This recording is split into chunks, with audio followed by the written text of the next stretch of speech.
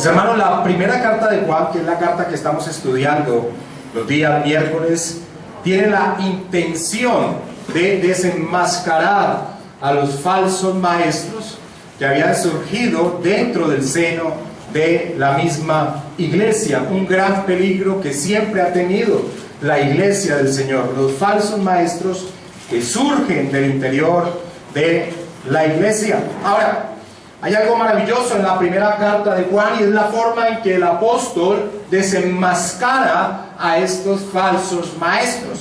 Y la forma en que lo hace es trayendo a la iglesia las expresiones que los falsos maestros tenían y las contrasta con la verdad en torno a la palabra, al mensaje, a la revelación una vez dada y transmitida por los apóstoles. Esa es la forma en que el apóstol Juan, en este primer capítulo y el segundo capítulo hasta donde hemos estudiado, ha hecho esta contraste entre la enseñanza de los falsos maestros y lo que verdaderamente ha sido profesado. Y retomando después de estas 2 semanas que el pastor Gabriel estuvo con la enseñanza de la carta a los Hebreos, quiero que hagamos un estudio muy rápido para entrar al tema de esta noche.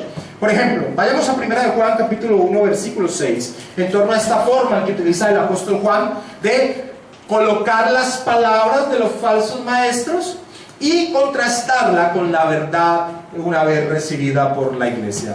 1 de Juan 1:6 dice: si decimos que tenemos comunión con Él, eso era lo que decían estos falsos maestros, que tenían comunión con el Señor Jesucristo, y una comunión aún más fuerte que la misma iglesia en torno a las demás personas, porque ellos tenían una revelación aún superior. Ellos decían: tenemos una comunión más fuerte. Si decimos que tenemos comunión con Él y andamos en tinieblas, mentimos y no practicamos la verdad. Y básicamente ellos enseñaban doctrinas totalmente ajenas a la verdad una vez dada a la iglesia por los apóstoles.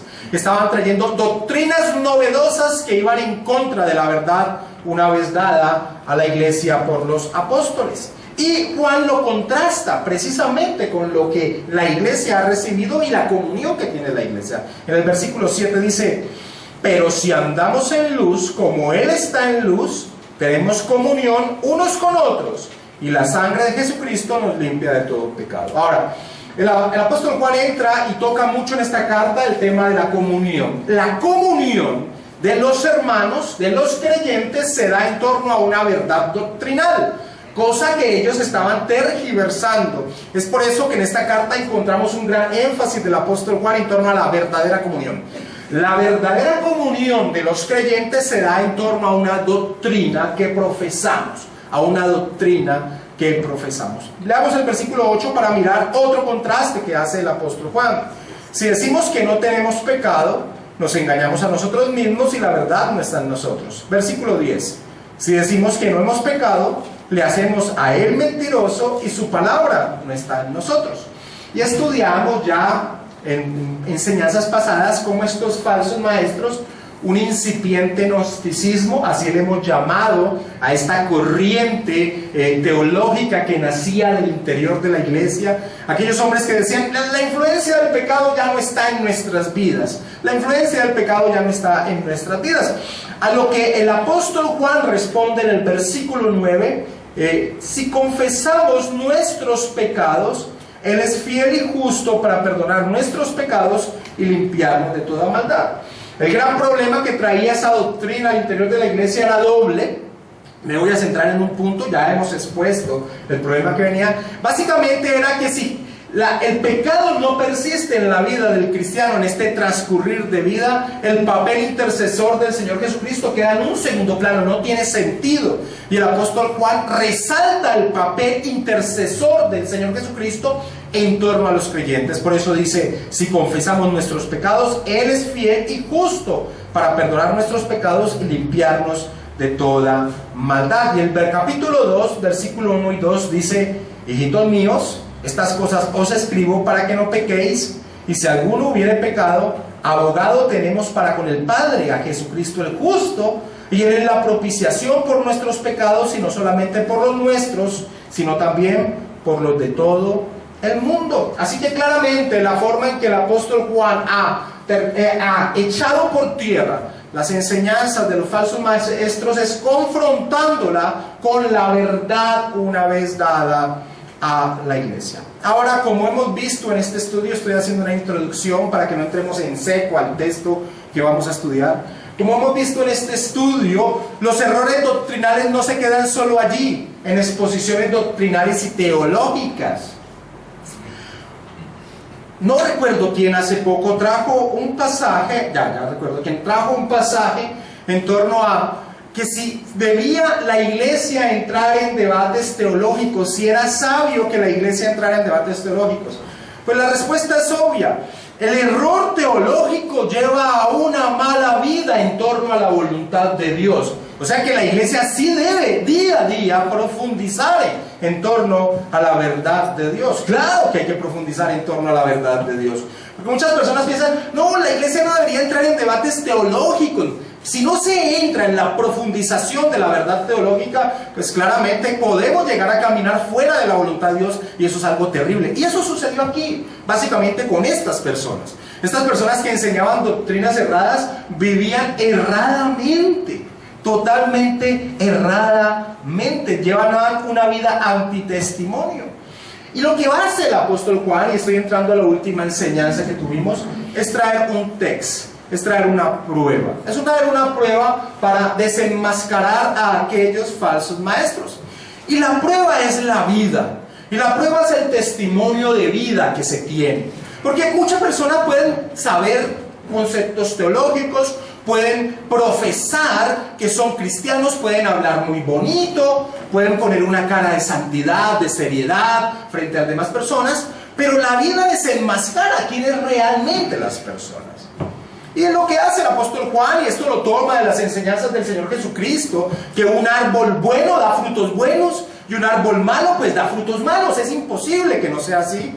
Pues trae una prueba para desenmascarar a estos falsos maestros que, al negar la influencia del pecado en sus vidas, claramente vivían una vida de pecado. ¿Por qué? Porque no luchaban en torno a su naturaleza pecaminosa, porque no creían que tenían una naturaleza pecaminosa aún presente en ellos. Entonces trae una prueba que está en el versículo 3 del capítulo 2 y dice: y en esto sabemos que nosotros le conocemos. Eso es una prueba. En esto eso es un texto. En esto sabemos que nosotros le conocemos, si guardamos sus mandamientos. Si guardamos sus mandamientos. Y es un muy buen test. Aquel que es cristiano vive gobernado por el Rey. Hay un debate teológico en torno a muchos dispensacionalistas, no todos, en torno a que la salvación por gracia debe enseñarse, pero no debe enseñarse que Jesucristo es Rey y que debemos someternos a su señorío. Eso es un gran error que se comete. Claro que el Evangelio se compone de que somos salvos por gracia, pero al ser salvos por gracia vivimos bajo un Rey que dispone la forma en que nosotros vivimos. Así que claramente una muestra si se es un cristiano no es si se vive bajo los preceptos de ese Rey. Mucha gente profesa que Jesús es Rey, pero vive como si no lo fuera. Y cabe esas palabras del Señor Jesucristo que dice: ¿por qué me llamáis Rey, Rey? Eso es lo que significa Kairos, Kyrios, Kyrios, Señor, Señor. ¿Por qué me llamáis Señor, Señor y no hacéis lo que yo os digo? Así que este es un muy buen test que trae el apóstol Juan. Y en esto sabemos que nosotros le conocemos si guardamos sus mandamientos. Si guardamos sus mandamientos. Ahora, mostrando la inconsecuencia de los pronunciamientos, en el versículo 4 dice: el que dice yo le conozco y no guarda sus mandamientos, el tal es mentiroso y la verdad no está en él. Y es muy buen test para cualquier persona que está sentada allí los días domingos, los días miércoles, los días de seminario. Si es una persona que en su vida no se ha sometido a la voluntad de Dios, es una clara muestra de que no es un creyente. Así de simple, así de fuerte. Una cosa que enfatizábamos en torno al apóstol Juan es que el apóstol Juan, el apóstol del amor, no es un apóstol que se anda por las ramas de grises en torno a la vida cristiana. Para el apóstol Juan, o es blanco o es negro, no es gris. O se es cristiano o no se es. Y claramente esto es una buena muestra. El que anda bajo el sometimiento de la voluntad de Dios es una muestra que es un creyente. El que no se está engañando a sí mismo, se está engañando a sí mismo, que son las mismas palabras que utiliza Santiago. El que escucha pero no hace, se engaña a sí mismo, se engaña a sí mismo, y claramente no es un creyente. Ahora, él contrasta esta posición de decirse que se es creyente con lo que sucede dentro de la iglesia, versículos 5 y 6 de primera de Juan 2. Pero el que guarda su palabra, en este verdaderamente el amor de Dios se ha perfeccionado. Por esto sabemos que estamos en Él. El que dice que permanece en Él debe andar como Él anduvo. Debe andar. Y esto es claro y es frentero y es directo. La vida cristiana nos hemos acostumbrado a vivirla mediocremente en torno a la voluntad de Dios. Y la vida cristiana somos salvos para ejercer buenas obras. Sería el buen resumen de Efesios 2, versículo 8 al 10. Somos salvos por gracia, pero con un objetivo, para caminar en buenas obras. O sea, que el que camina en buenas obras está dando testimonio de que ha sido salvado por la gracia del Señor. Ahora, estos falsos maestros que surgían dentro de la iglesia claramente fallaban este primer test. Es decir, ellos no estaban viviendo bajo la voluntad de Dios. Ellos vivían en el pecado. Una de las muestras que surgió después en ese gnosticismo que se fue desarrollando es que estas personas tomaban dos posiciones antagónicas, los mismos gnósticos. Unos, acordémonos, y voy a volver a tocar algo que hablamos de los gnósticos. Los gnósticos creían que lo material era malo, que la materia era mala, que lo bueno era el espíritu, tomando la posición neoplatónica de la época. Lo bueno es el espíritu está encarcelado en la carne. Entonces básicamente tomaban estas dos posiciones. Una posición vivían en el libertinaje. Pues lo que hagamos en el cuerpo no importa, porque en todo caso lo importante es nuestro espíritu. Entonces vivían en el libertinaje más grande. Eso es una vida totalmente de pecado. Podemos colocar el ejemplo de lo que es creciendo en gracia hoy. Tienen la misma posición. El pecado no existe, el pecado no tiene influencia, lo que podamos hacer ahora no importa, marquémonos el 666 para burlarnos del pecado, ya no tiene ninguna influencia. Claramente es esa posición. Ahora, la otra posición era la parte ascética. Ya tomaban la posición de que tenían que afligir la carne porque la carne era mala y tenían que doblegarla y hacerla morir en torno a sus deseos. Todo ese tipo de cosas. Entonces, básicamente, sea uno, sea otro, no vivían según la voluntad de Dios. Nuestra vida está dada en torno y gira en torno a la gloria de Dios. Y ninguno de esos dos aspectos vivía en torno a la gloria de Dios. Y todo lo que no sea para la gloria de Dios es pecado. Es pecado. Así que un punto u otro, en todo caso, era una vida totalmente pecaminosa. Y no cabían dentro de este test que hace el apóstol Juan. En el día de hoy, vamos a estudiar un segundo test. Un segundo test. Y es una segunda prueba para ver si tenían realmente comunión con Dios. Ahora, cuando hacemos estos test, nosotros tenemos que meternos allí. Claramente hemos mostrado cómo el apóstol Pablo le dice a la iglesia de los Corintios, les dice, pruébense para ver si ustedes están en Cristo. Esa es una recomendación para las personas que se sientan en una iglesia. No todos los que se sientan en una iglesia son cristianos, ni van a ser salvos. Entonces, una buena prueba en torno a quiénes somos realmente es estar viendo quiénes somos realmente. Hoy vamos a ver una segunda muestra. Ahora, esta muestra o este test, esta prueba está unida al primer test, pero es más profunda, es más concienzuda. Es como cuando un médico manda hacer un examen a alguien y el examen sale y tiene alguna sospecha y manda hacer un examen aún más profundo en torno a ese resultado. Pues hoy vamos a ver un examen aún más profundo en torno a saber si alguien está en comunión con Dios o no. Y vamos a estudiar del versículo 7 al versículo 11 de Primera de Juan capítulo 2 y vamos a leerlo. Hermanos, no os escribo mandamiento nuevo, sino el mandamiento antiguo que habéis tenido desde el principio.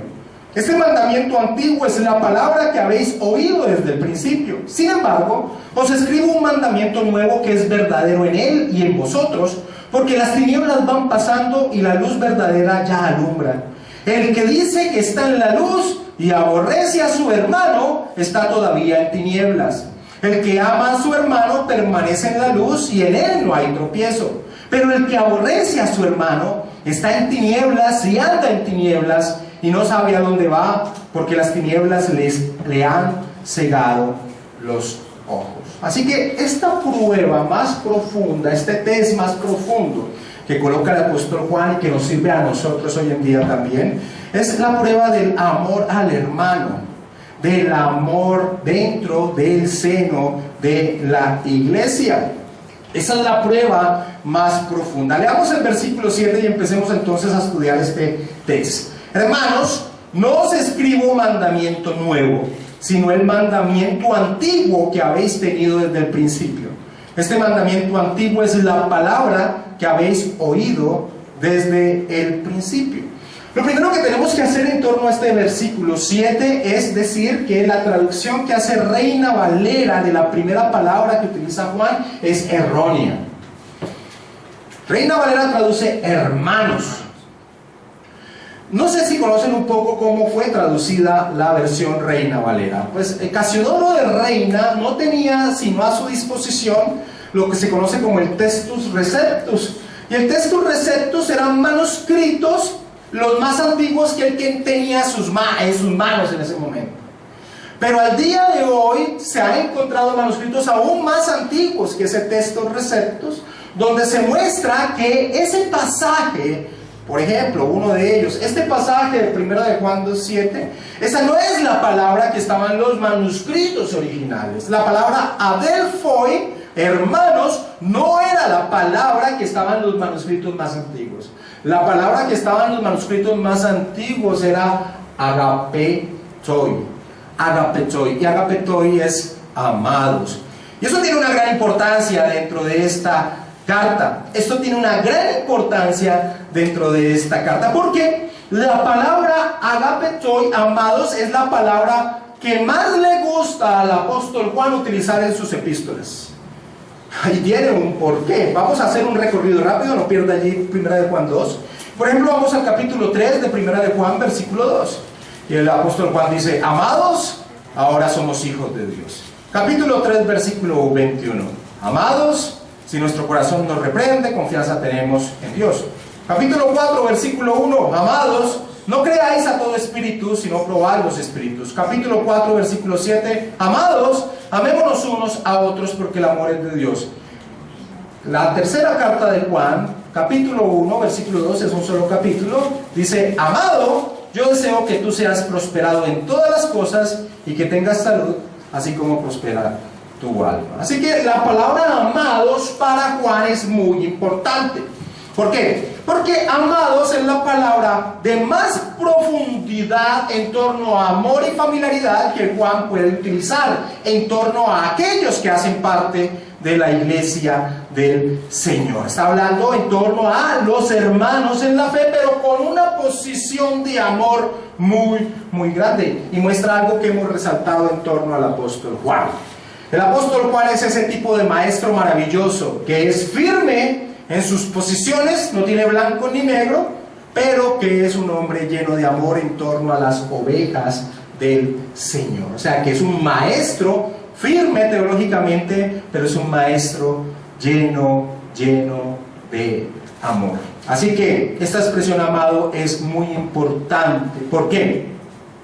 Porque Juan ha venido tratando el tema de los falsos maestros y ha desenmascarado sus posiciones. Pero aquí, al utilizar la palabra amados, va a involucrar a la iglesia también dentro de este texto. Al hablar de amados, va a involucrar a la iglesia dentro de este texto. Es un texto más profundo en torno a la comunión con Dios. Así que dentro de este texto estamos involucrados nosotros mismos, la iglesia del Señor Jesucristo. Y quiero de una vez, para no volvernos a tocar, no sé si lo vuelva a tocar más adelante, Quiero una vez cómo esta prueba saca de taquito a esos falsos maestros, es decir, los desenmascara. Los falsos maestros de este gnosticismo incipiente menospreciaban a los demás hermanos porque ellos se consideraban superiores. Menospreciaban a los demás hermanos. Ellos decían, ok, nosotros tenemos el conocimiento, por eso se llamó esta herejía gnosticismo, de la palabra gnosis, que es conocimiento. Nosotros tenemos el conocimiento que nos hace salvos.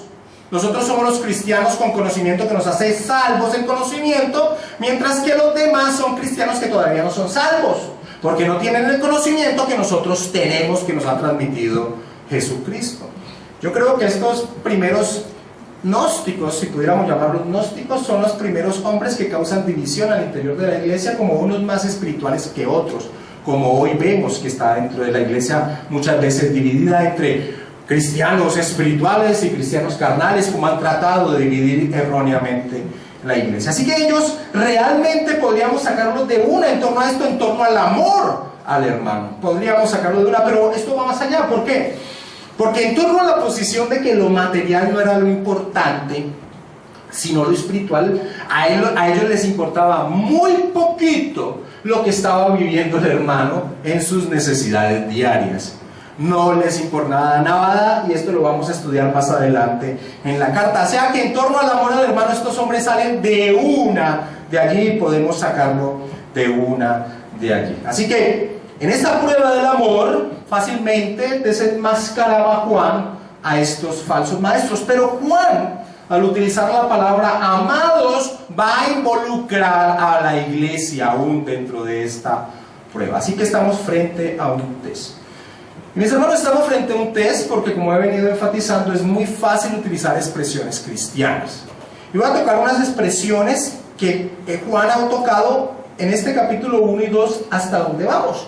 Porque muchas veces nosotros también las utilizamos, no son solo los falsos maestros del incipiente gnosticismo que las utilizaban.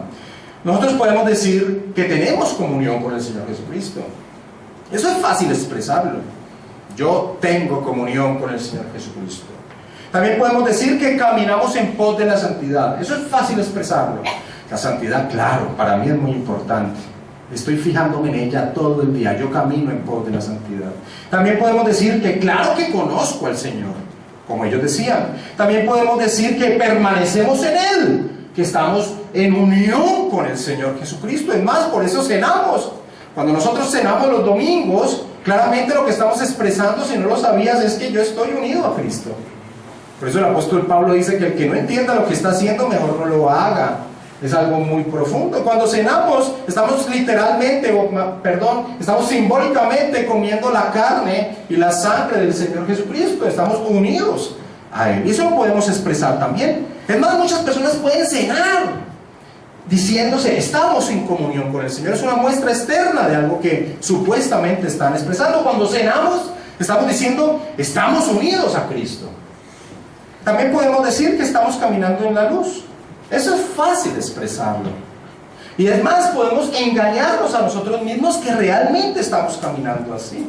Pero este test que el apóstol Juan va a exponer es muy, muy profundo, porque es en torno al amor con el hermano. Y esto tiene unas complejidades muy grandes. Leamos el versículo 7, cambiando la palabra hermanos por amados, de Reina Valera.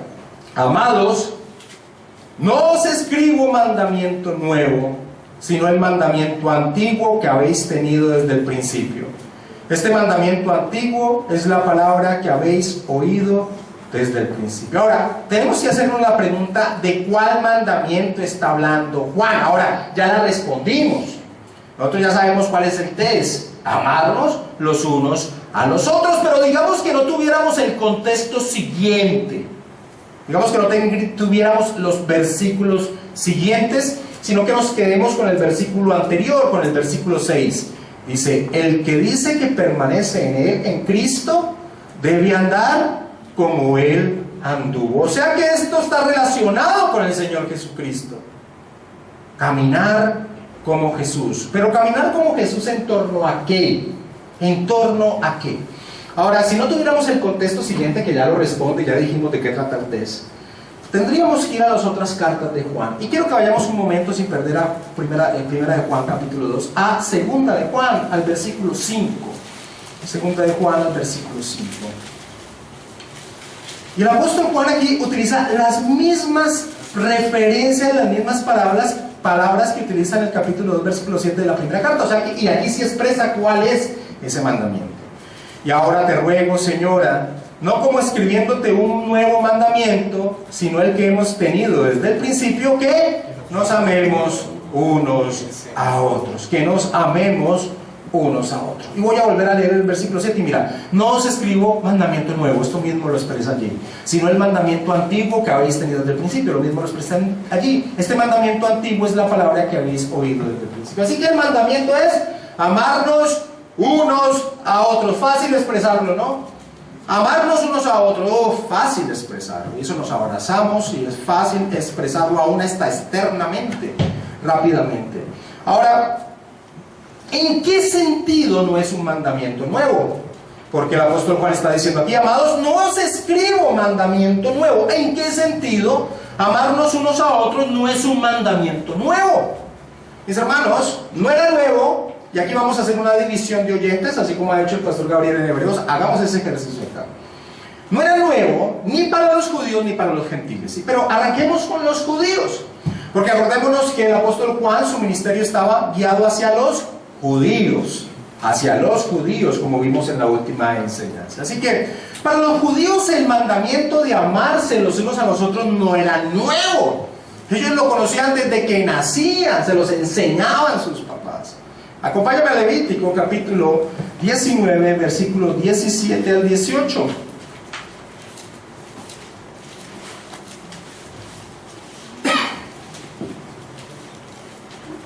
No aborrecerás a tu hermano. Levítico 19, versículos 17 al 18.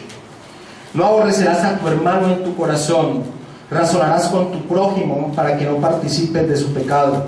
No te vengarás ni guardarás rencor a los hijos de tu pueblo, sino amarás a tu prójimo como a ti mismo, yo, Jehová. Ellos conocían ese mandamiento. Ahora, cuando hacía esta enseñanza, hay un momento cuando uno estudia la palabra, que cuando recuerda el énfasis, y en este caso el énfasis de la ley, de la ley que se encuentra en el Pentateuco, de la ley de Dios, uno encuentra un énfasis maravilloso en la ley de Dios. El amor que se debe tener entre el pueblo de Dios. Uno encuentra una cantidad de leyes donde Dios enfatiza: pueblo de Dios, tú debes ayudar a tu hermano. Es un énfasis repetitivo, es un deseo de Dios. No dejes que tu hermano se empobrezca, ayúdalo. Es más, las leyes que Dios coloca en torno a la tierra es en torno a eso, a que nadie fuese pobre dentro del pueblo de Dios. Y mandaba a que se ayudaran unos a otros. Es esa implicación de amarse los unos a los otros. Así que para la audiencia judía, esto que está diciendo el apóstol Juan de ese mandamiento antiguo, claro, no era nuevo, cierto, era un mandamiento que ellos conocían, pero no solo para la audiencia judía. Porque si hablamos que la carta también lo estaban recibiendo los gentiles, un gentil cuando escuchaba el evangelio claramente escuchaba que el Señor Jesucristo repitió muchas veces este mandamiento.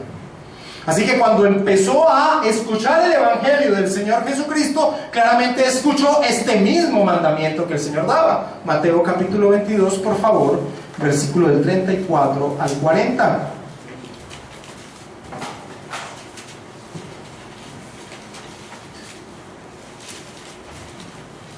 Mateo capítulo 22, versículo 34 al 40.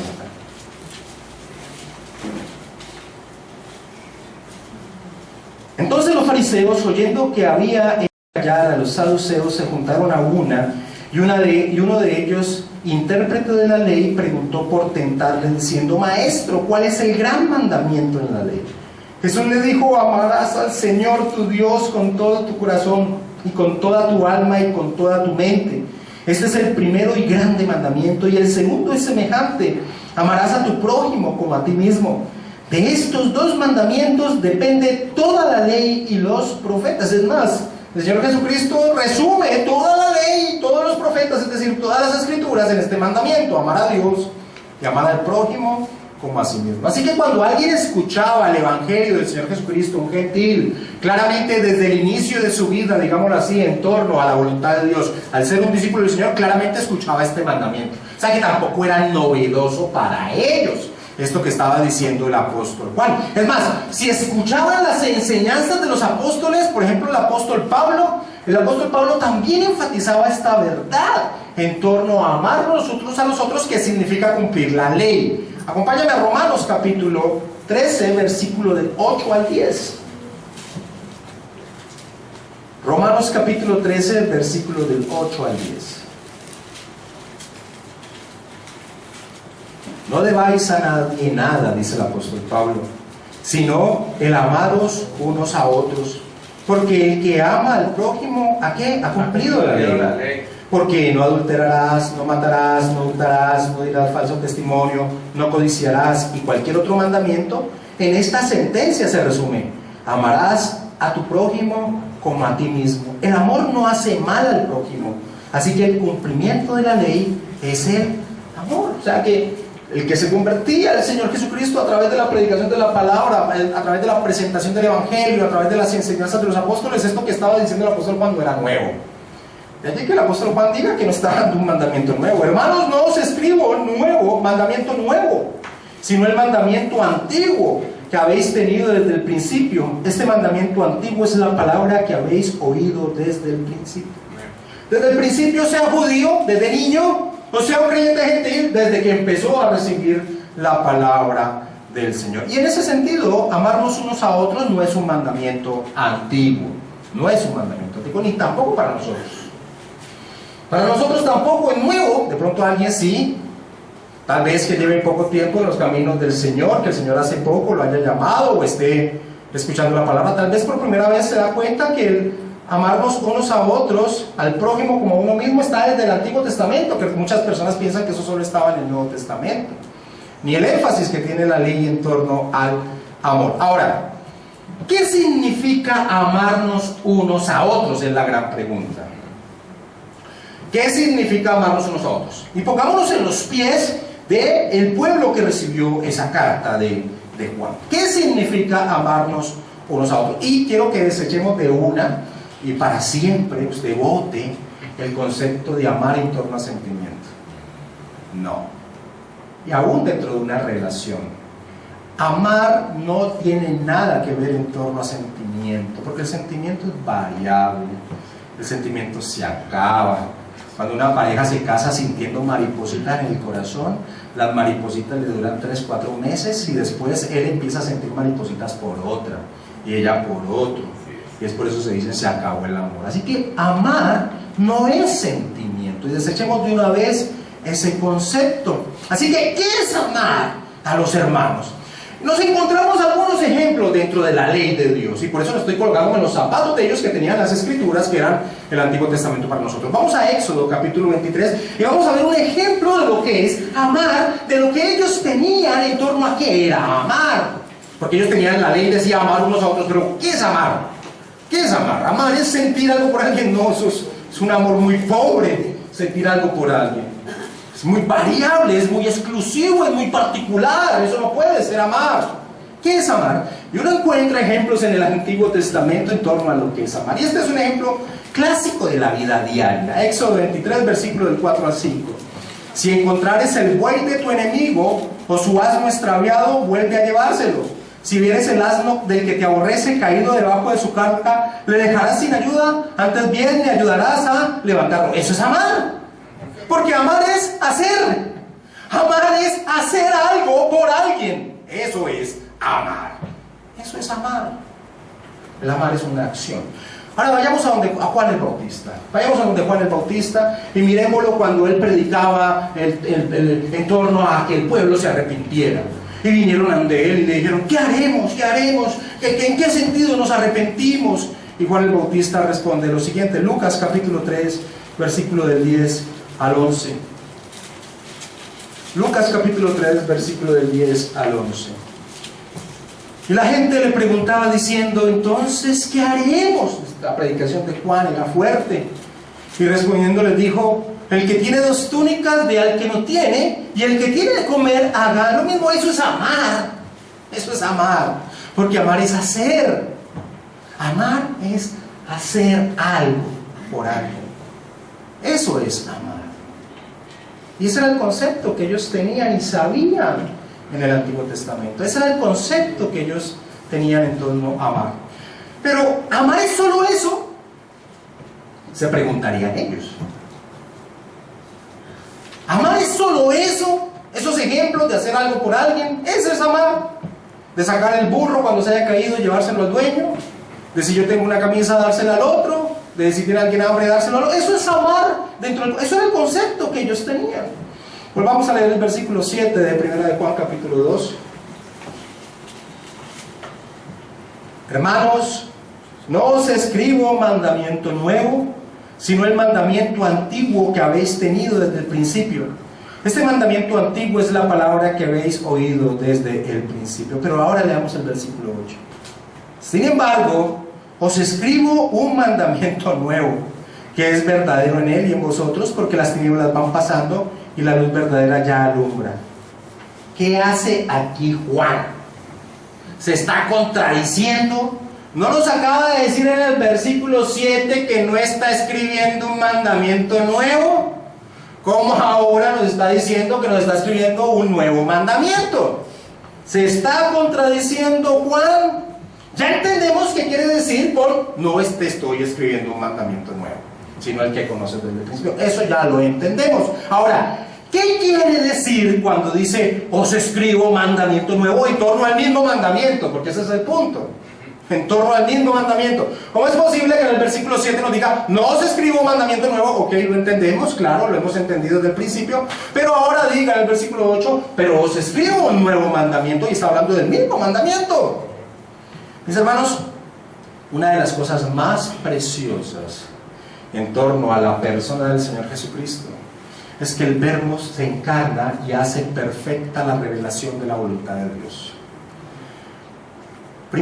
Juan capítulo 1 versículo 14, y se los leo para que no tengan que ir de un lado para otro. El apóstol Juan en ese primer capítulo de su evangelio dice: y aquel Verbo fue hecho carne y habitó entre nosotros, y vimos su gloria, gloria del unigénito del Padre, lleno de gracia y de verdad. O sea que el Señor Jesucristo, cuando se encarna, trae la revelación perfecta de la voluntad de Dios. Esa es la expresión que yo puedo encontrar.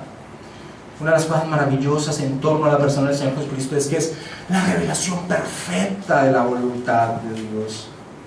Así que cuando el Señor Jesucristo se encarna y vive, Él nos viene a mostrar qué significa amarnos los unos a los otros.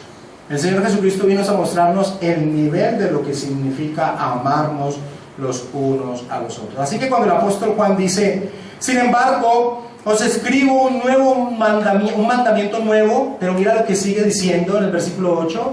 Sin embargo, os escribo un mandamiento nuevo que es verdadero en Él, y se está refiriendo al Señor Jesucristo. Si alguien tiene otras versiones, lo identifican claramente. O sea que aquí está añadiendo o anidando o linkeando al Señor Jesucristo con este mandamiento nuevo. Ahora, el apóstol Juan utiliza la palabra mandamiento kainos en torno al nuevo. Kainos es una palabra griega que, digámoslo así, está, digámoslo, al mismo nivel de cronos, de kairos. Kairos es transcurrir el tiempo cronológicamente, pero el apóstol Juan no utiliza esa referencia en torno a nuevo como si fuese algo nuevo aquí, sino que utiliza la palabra kainos, y la palabra kainos significa novedoso, en torno a una nueva frescura, en torno a una nueva plenitud, en torno a algo más poderoso, en torno a calidad, en torno a esencia, en torno a carácter. No está diciendo que es nuevo cronológico, sino que está diciendo que es nuevo en torno a calidad. Está diciendo que es nuevo en torno a plenitud. Eso es lo que está diciendo el apóstol Juan en torno a este nuevo mandamiento que relaciona con el Señor Jesucristo, que relaciona con el Señor Jesucristo. Ahora, y hago un paréntesis aquí. Lo mismo sucede con cualquier mandamiento que tú encuentres en el Antiguo Testamento. Dios es inmutable. Dios no dio un mandamiento en el Antiguo Testamento y lo va a desechar en el Nuevo Testamento. ¿Has puesto a pensar en eso? No, es que eso era del Antiguo Testamento. Es que Dios cambia. Es que se hace pleno en torno a la persona del Señor Jesucristo. Todo mandamiento que tú encuentres en el Antiguo Testamento, Dios no lo ha desechado. Se hace pleno en el Señor Jesucristo. Ahora cierro el paréntesis y vuelvo a 1 Juan 2:8. Así que tenemos que preguntarnos, sabiendo que ese mandamiento es nuevo, ¿en qué sentido? En un sentido de plenitud y frescura. ¿Cómo es verdadero en torno a él? Como dice el apóstol Juan. Sin embargo, os escribo un mandamiento nuevo que es verdadero en él, hablando del Señor Jesucristo. Ahora, cuando el apóstol Juan escribe esto, sin lugar a dudas, tiene este pasaje en su mente, algo que había escrito en su evangelio. Juan capítulo 13, versículo 34, el evangelio, sin perder la epístola, por favor. Juan capítulo 13, versículo 34.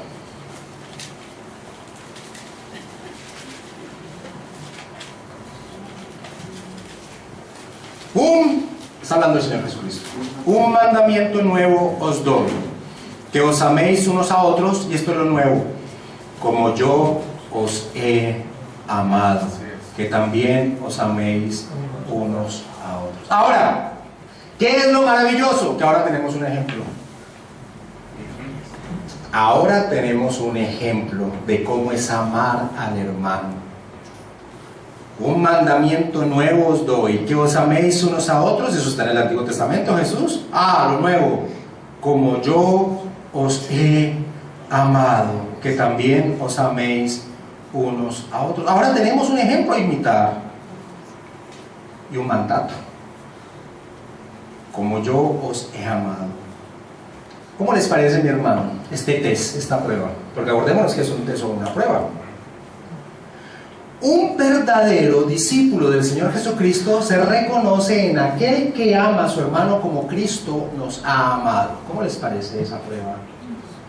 Que he visto tan alto. ¿Lo ves imposible? Si lo ves imposible es porque vivimos en una época muy lapsa en torno al Evangelio. Si yo predicara esto mismo en la época de los puritanos decían, ok, perfecto, vamos a hacerlo. Pero usted tal vez diga, no, esto es imposible para nosotros hoy. Y eso muestra la laxitud y lo mediocre que es nuestra época en torno a Cristo. ¿Sabes qué va a hacer Juan? Para los que están diciendo esto es imposible para nosotros, sigamos leyendo el versículo 8. Sin embargo, os escribo un mandamiento nuevo, de 1 Juan capítulo 2.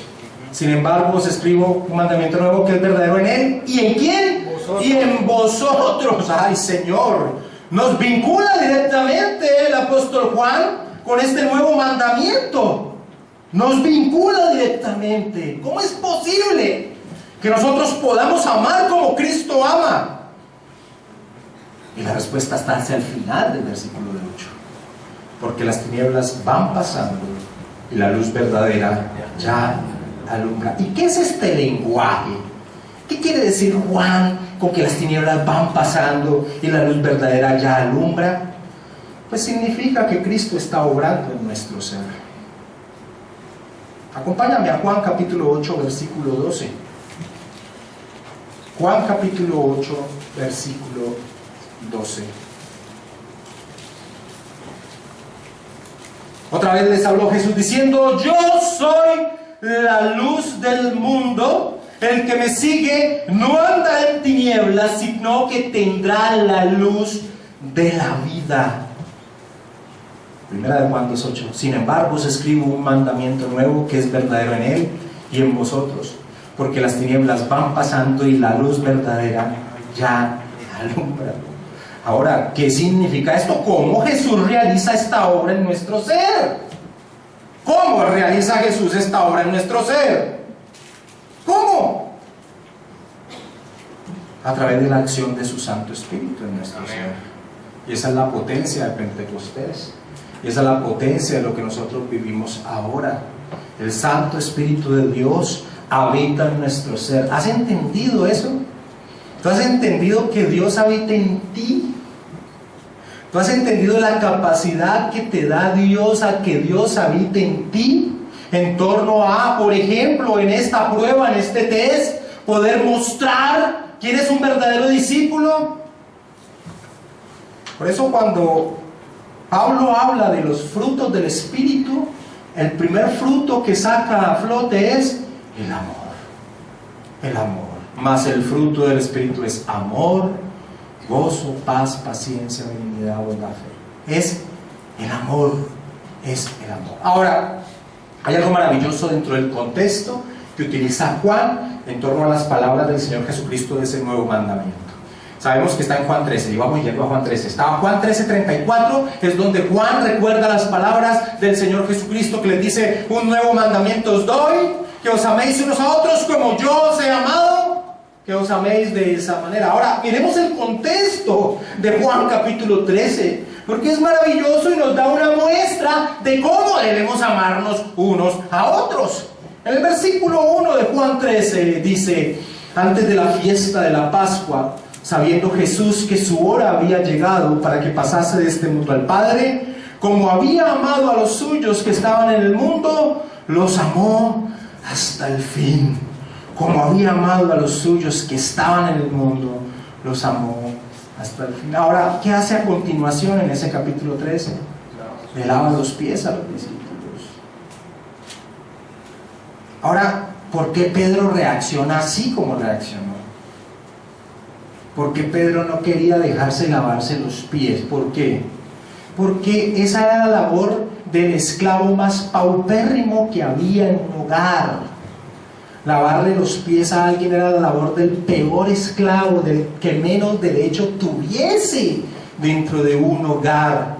Pero el Señor hace esa labor en torno a un contexto de enseñar cómo nos debemos amar. Y allí, en medio de los que le estaba lavando el pie, estaba el que lo iba a traicionar, el que lo negaría, y todos los que se avergonzarían de él. Versículo 12 al 17. Así que, después que les hubo lavado los pies, tomó su manto, volvió a la mesa y les dijo: ¿sabéis lo que os he hecho? Eso tenía una enseñanza, en un contexto de amor. Vosotros me llamáis maestro y señor, y decís bien porque lo soy. Pues si yo, el señor y el maestro, he lavado vuestros pies, vosotros también debéis lavaros los pies los unos a los otros, porque ejemplo os he dado, para que como yo os he hecho, vosotros también hagáis. De cierto os digo, el siervo no es mayor que su señor, ni el enviado es mayor que el que le envió. Si sabéis estas cosas, bienaventurados seréis si las hiciereis. Ahora, ¿tú sabes por qué Juan coloca como test en primera de Juan este contexto, estas palabras del Señor Jesucristo? Al decir, ok, les voy a dar un test nuevo, un test que ustedes no desconocen, un test que es amarse los unos a los otros. Ahora, es nuevo en el sentido que tenemos un ejemplo a seguir, como yo os he amado. ¿Y por qué coloca el ejemplo, el contexto de las palabras del Señor Jesucristo de Juan 13? Porque el mismo Señor Jesucristo ha dado ese test, esa muestra. ¿Cuál? Que el que hable de esa manera mostrará que es un verdadero discípulo. O sea que Juan no estaba haciendo realmente nada nuevo. Vayamos al versículo 34 y 35 de Juan 13.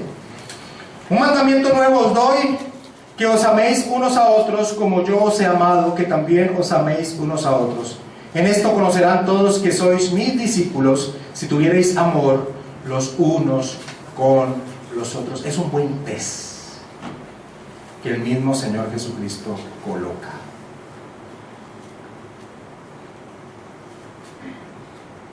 Amar como Cristo nos amó. Vayamos finalizando. Primera de Juan, capítulo 2, versículo 9. El que dice que está en la luz y aborrece a su hermano, está todavía en tinieblas. Mis hermanos, un cristiano que atesora el odio en su corazón a otro hermano es algo inconcebible.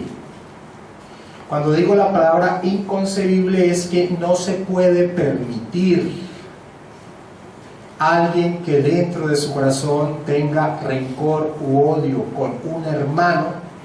Ese es el contexto de la carta, hablando de hermanos dentro de la iglesia. Es algo que no se puede permitir. Pero aunque yo sé que es el contexto de la carta, hablar de los hermanos de la iglesia, este mandamiento se abre hacia cualquier persona. Que alguien, que un cristiano tenga allí dentro de su ser odio, rencor contra alguien, es algo que no se puede permitir.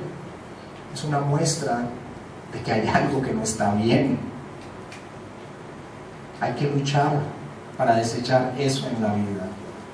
Cada uno de nosotros sabemos si hay algo allí. Te doy un buen parámetro para que te des cuenta cuando alguien tiene rencor en su corazón. Cuando te nombran a esa persona, te duele. Te pasa algo en el estómago.